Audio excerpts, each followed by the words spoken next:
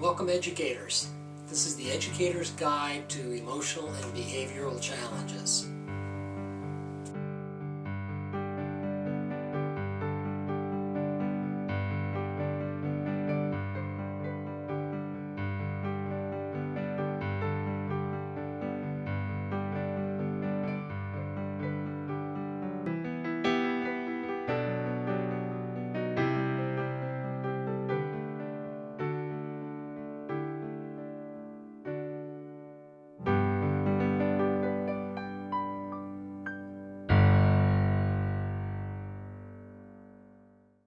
So many of the grade level meetings or the school-wide meetings are about curriculum and testing, and I think we're beginning to see some shifts too. Is the idea of, wow, we need to address behaviors, because if we don't address behaviors, we don't address social competency, one, we're not doing our jobs, because that's part of what we need to do as educators. And the test scores suffer. And the test scores suffer. And I think some of the schools you're starting to see, they've done all the academic curriculum stuff. They've got that in place.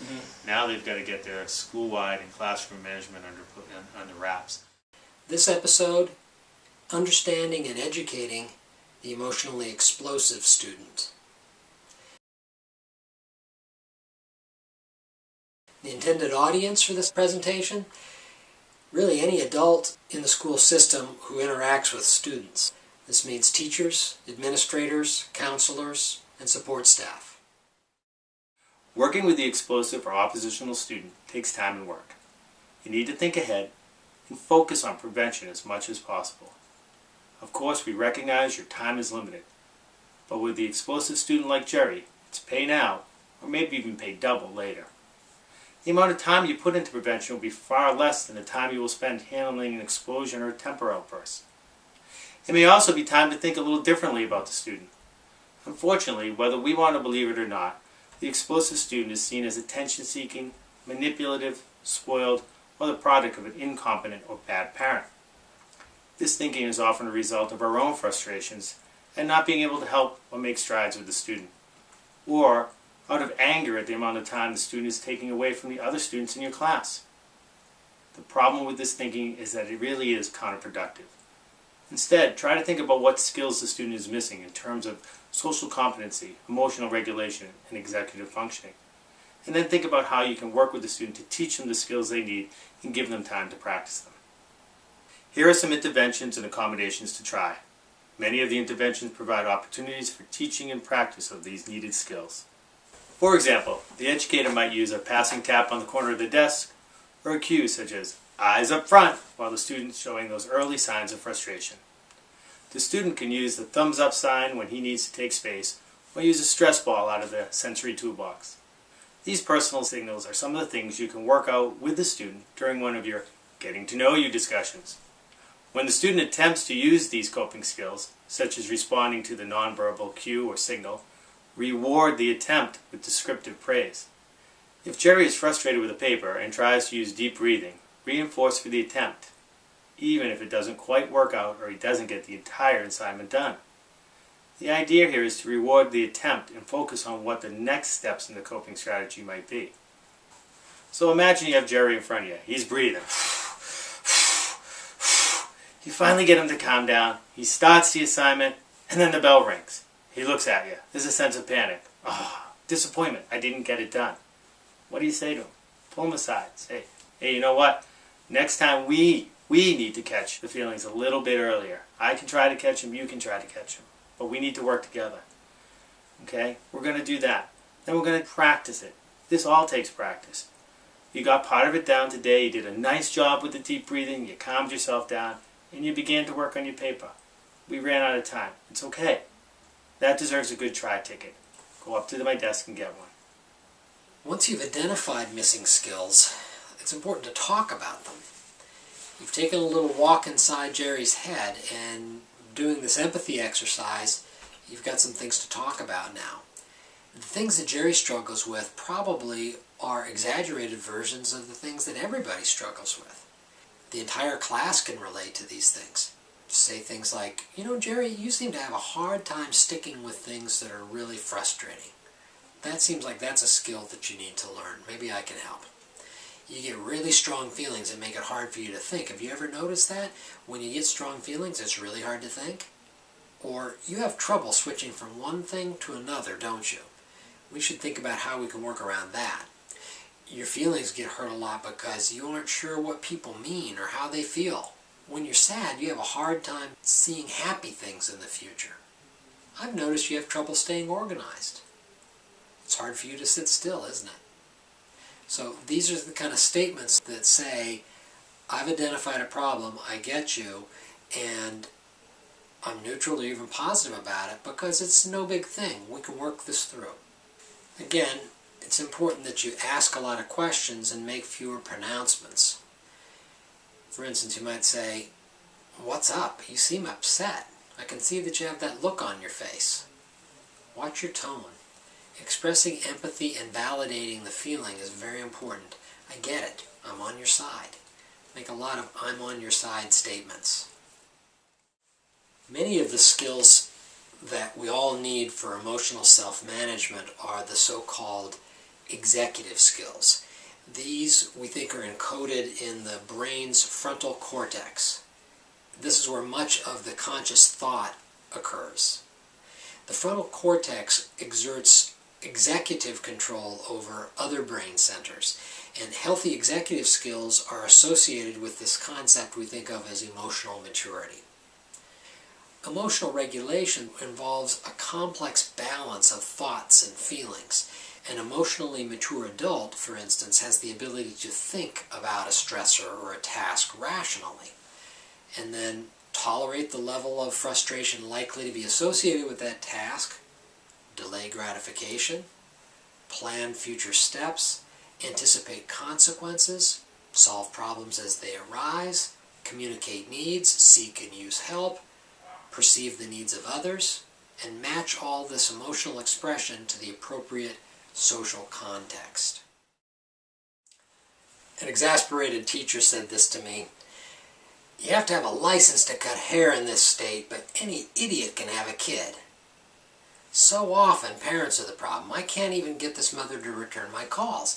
I've got my hands full just teaching her kid. I can't raise him as well.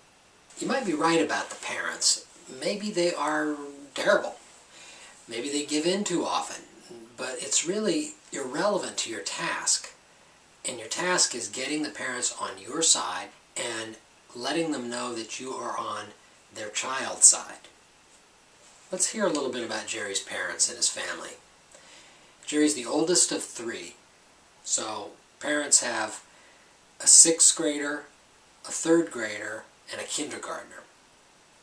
They're stressed by very long work hours, tight finances, worries about his grandmother's health. They come home exhausted. They fight with Jerry a little bit about his homework, maybe eat dinner, watch some TV, and go to sleep. As I mentioned, money is tight, so Mom has to work. She admits that there's just way too much stress and yelling in the home. Mother knows that you want Jerry on meds. She gets it. But her husband won't hear of it because his mother reads in Time magazine about how too many kids are on meds. She says Jerry's fine. One of the recommendations that I like to make is to teachers to collaborate with their peers, because I think that that's a very neglected resource that they have. Because teaching is sort of an isolating profession.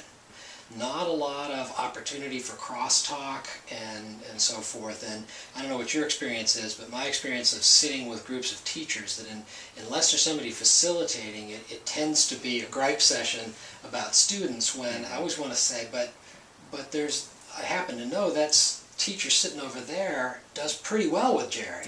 Right. I wonder how we can get them collaborating with each other more. Well, I think it's interesting. First of all, a classroom is your kingdom. And there's a message often from peers and from administration that you should always be in control of your kingdom. And so I think that puts a lot of pressure on teachers to sort of say, well, no, I've got it, I'm in control. Mm-hmm. However, it's okay to just complain about the student. You know, it's almost a way of asking for help and not really knowing how to do that. So it's sort of a strange dynamic that occurs, that in many of the teachers who do best with students like this sort of avoid those sessions And I think actually what in fact happens is that they remove themselves from the negativity because they want to focus on the positives. Sit in any teacher's lounge in the country and you'll hear some version of this at some point. I think a lot of these kids are just spoiled. They run the show at home and then they get away with murder. Then they come to school and I have to deal with them. They're just not accustomed to following rules and they don't respect authority. You hear that word a lot, spoiled. But what does it mean? And does it apply to a kid like Jerry? If spoiled means coddled, indulged, rewarded for misbehavior, or bribed with unearned privileges, then in fact Jerry is not spoiled. He's so not spoiled. His mom and dad know that there's room for improvement in their behavior management practices at home. Perhaps room for a lot of improvement. But they bristle at the suggestion that they're lenient or permissive because they're not. Indeed, they come down pretty hard on Jerry, especially when he misbehaves at school.